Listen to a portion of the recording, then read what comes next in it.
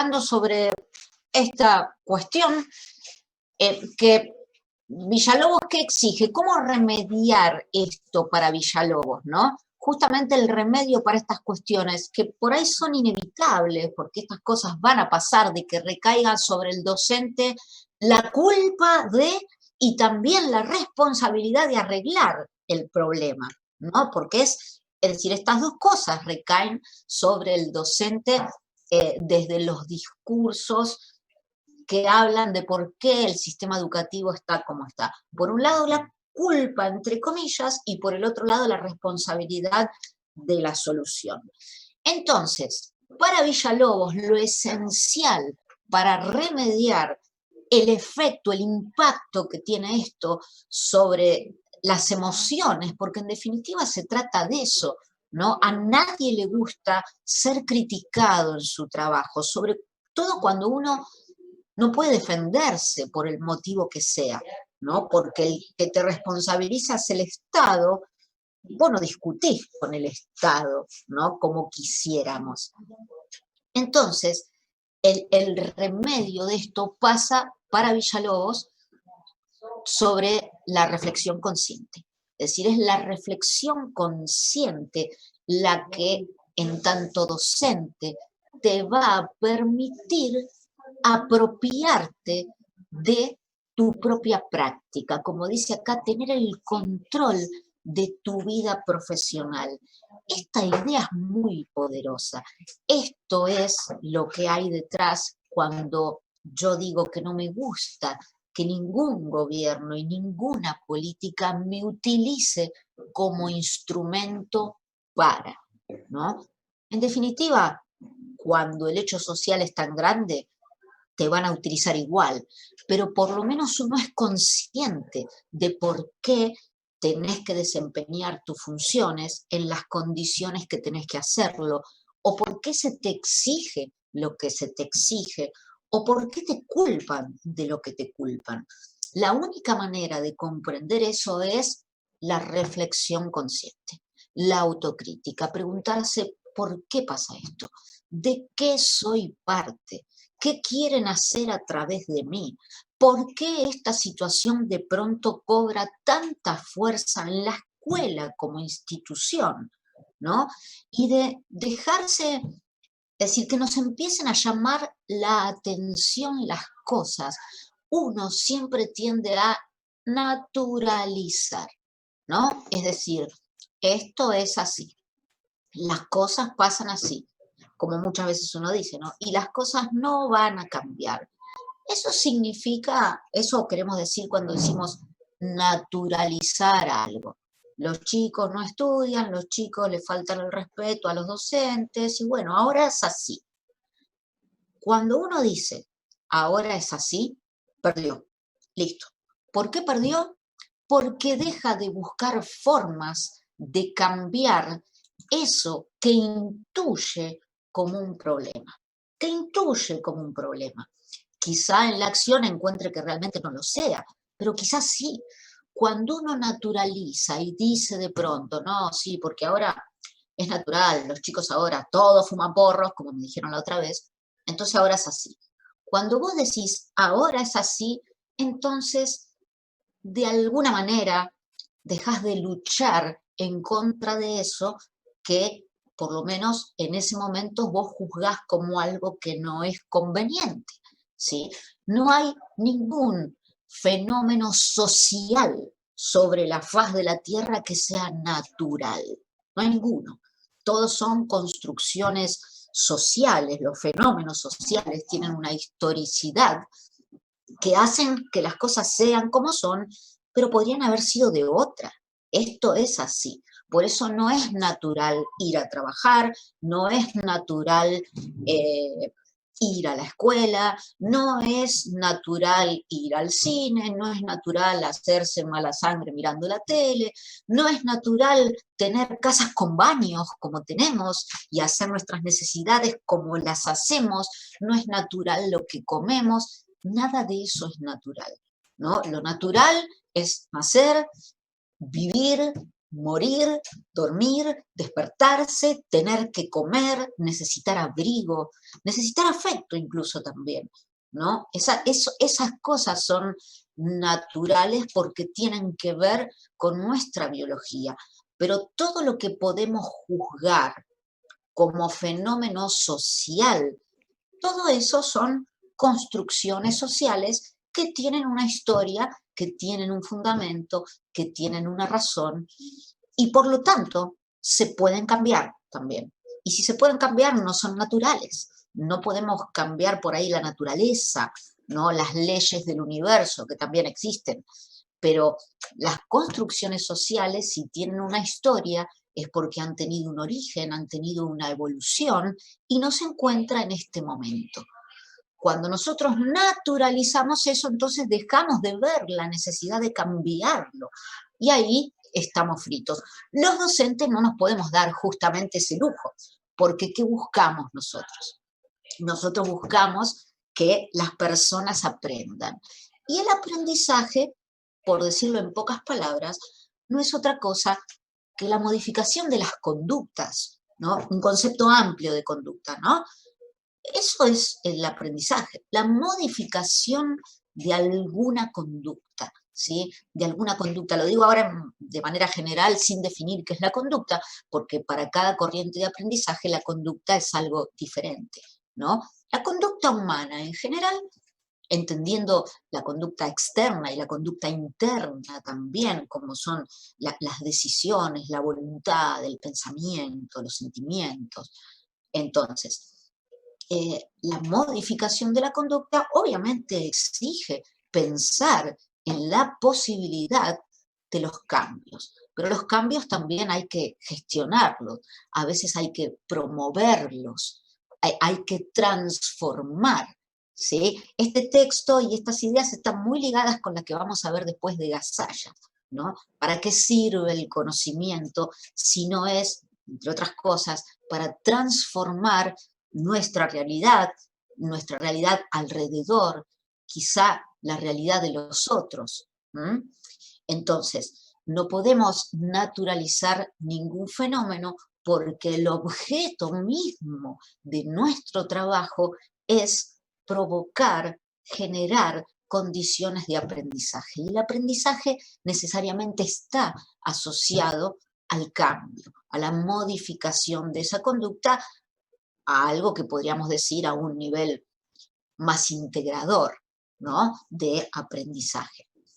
Entonces, de ahí la importancia de la autorreflexión y la autocrítica. No dar nada en la propia práctica como natural, como cierto, como verdad absoluta, y todo lo que siento respecto de mi práctica docente, ponerlo en cuestión, preguntarme, ¿por qué esto es así y no es de otra manera? La pregunta, ¿por qué la pregunta?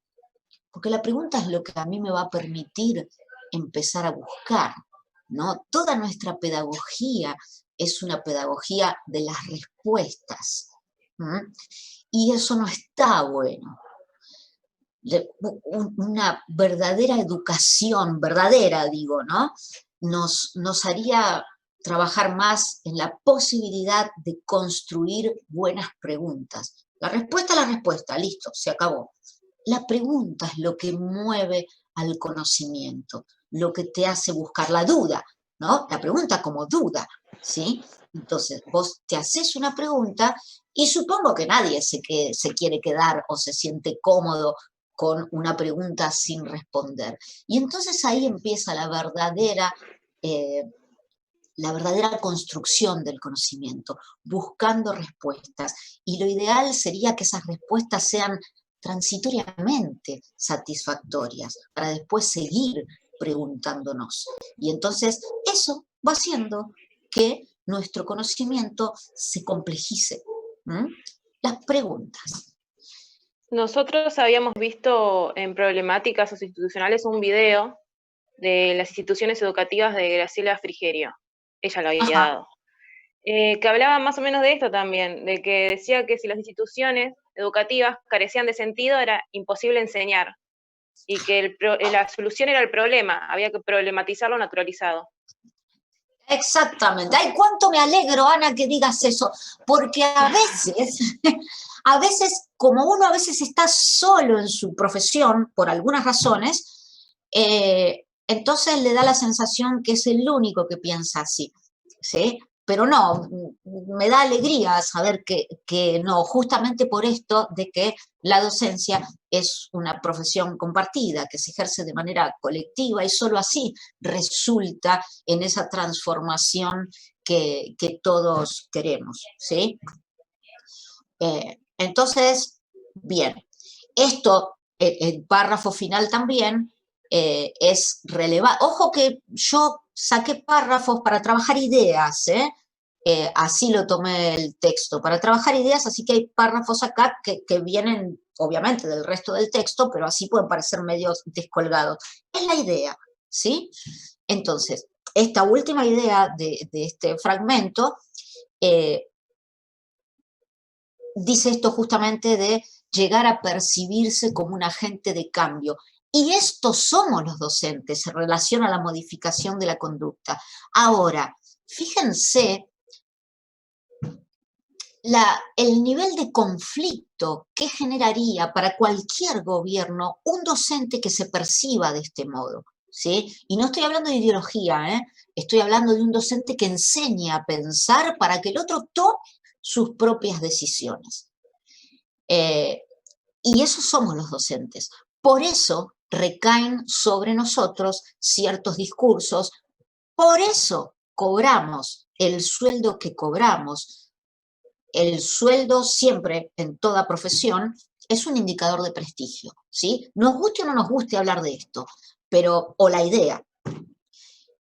Pero cuando un determinado trabajo está bien remunerado, eso a la sociedad le representa cierto prestigio en esa actividad.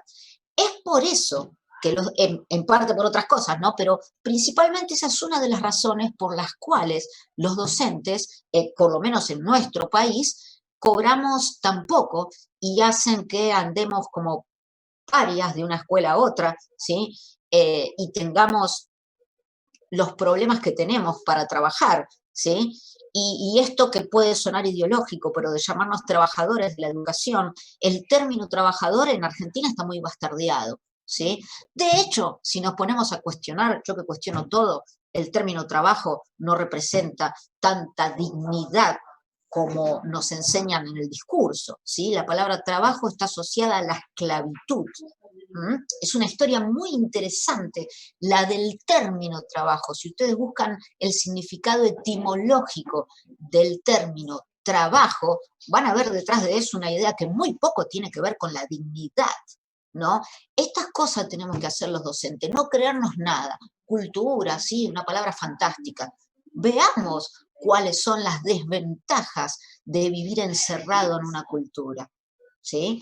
Entonces, un docente tiene que cuestionarse todo. Después de cuestionarse todo, entonces está en condiciones de tomar una decisión más certera acerca de si la palabra trabajo realmente es tan digna como parece, de si la palabra cultura es tan digna como parece, de si la palabra libertad de individuo es tan genial como parece, ¿no? Después que uno investigó, entonces puede tomar la decisión que más le haya convencido.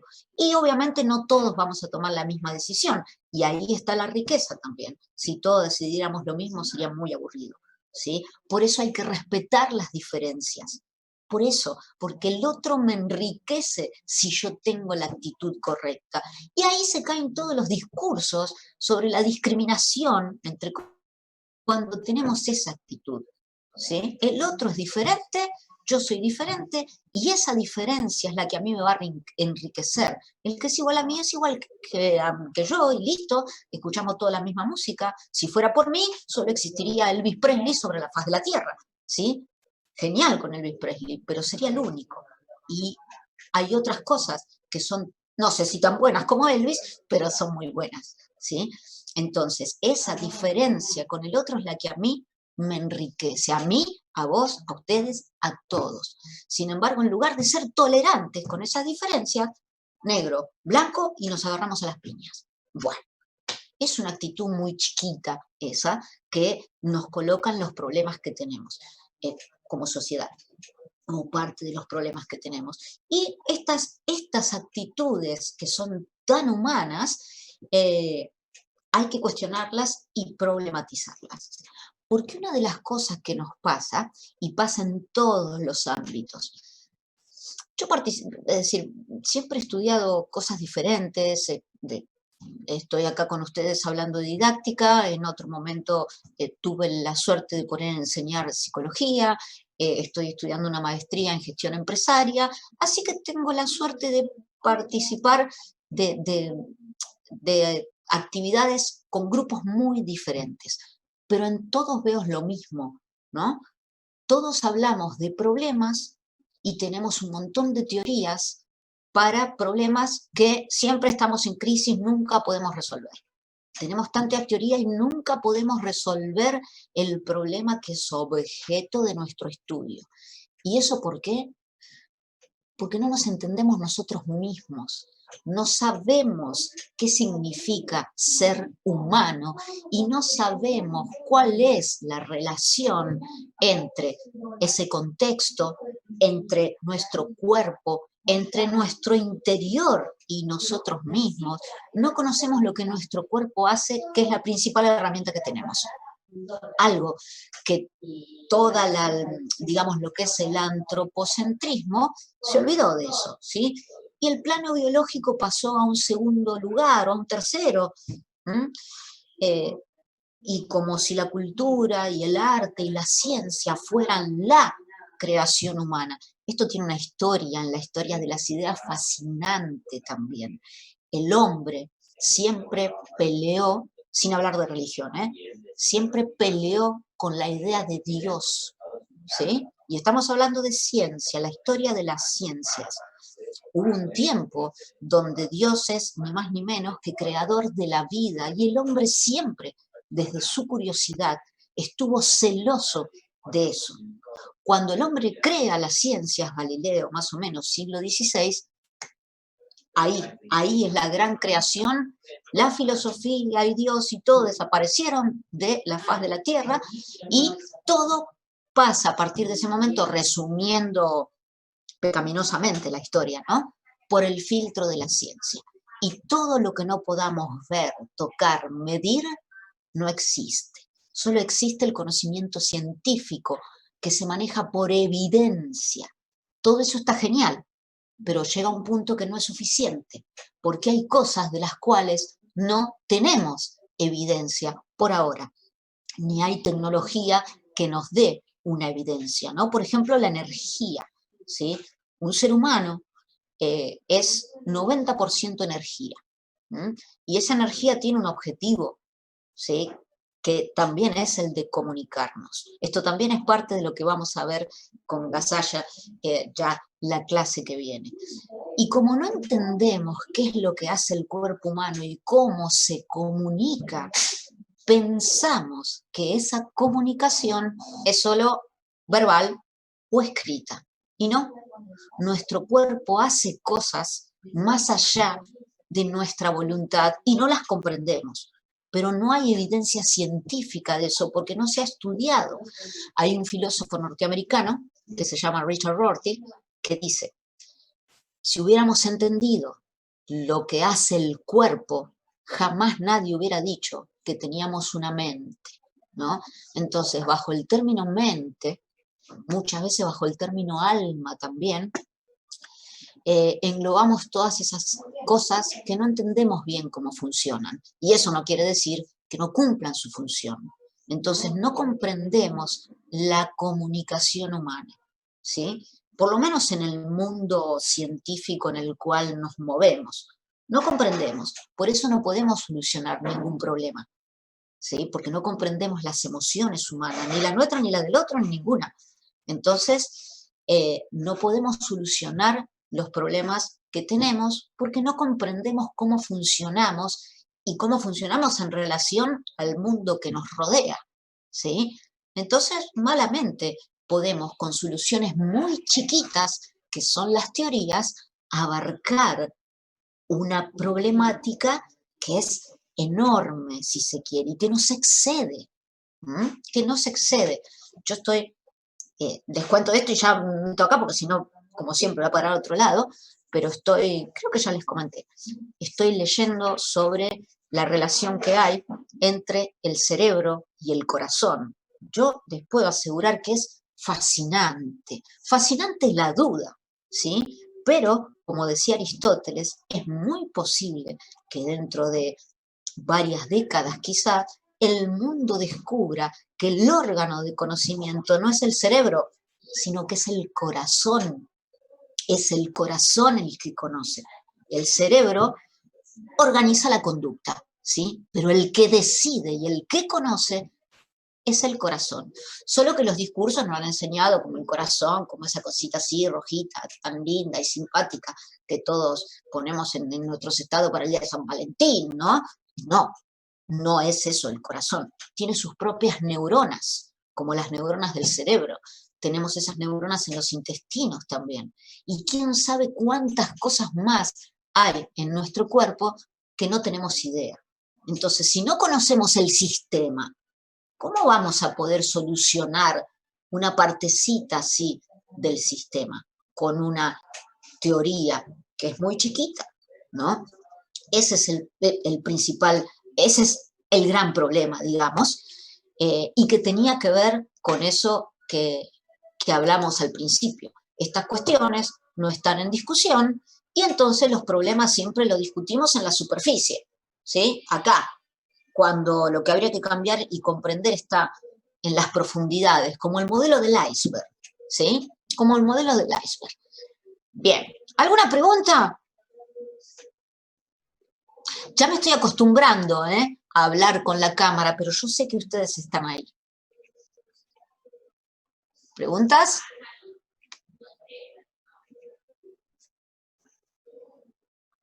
Bueno, no sé si están ahí, si no escucho nada.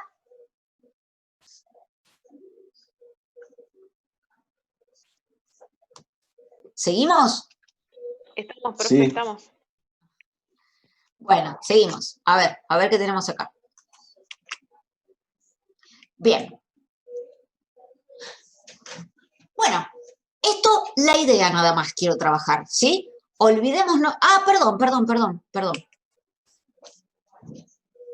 Si vamos a hablar de estructura, ¿qué cosas ven acá en términos de marcadores textuales, por ejemplo?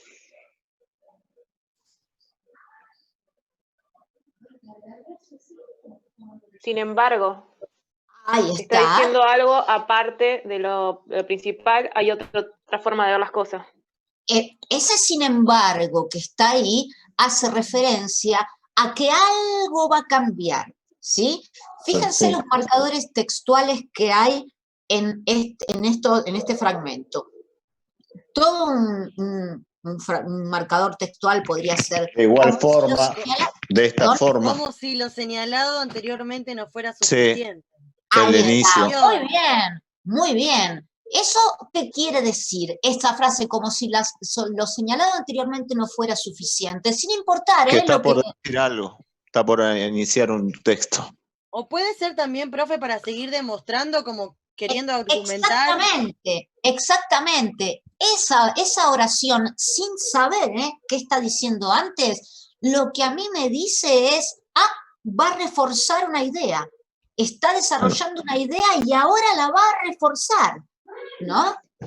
Como si lo señalado anteriormente no fuera suficiente, es decir, va a agregar argumentos a favor de la idea que viene desarrollando.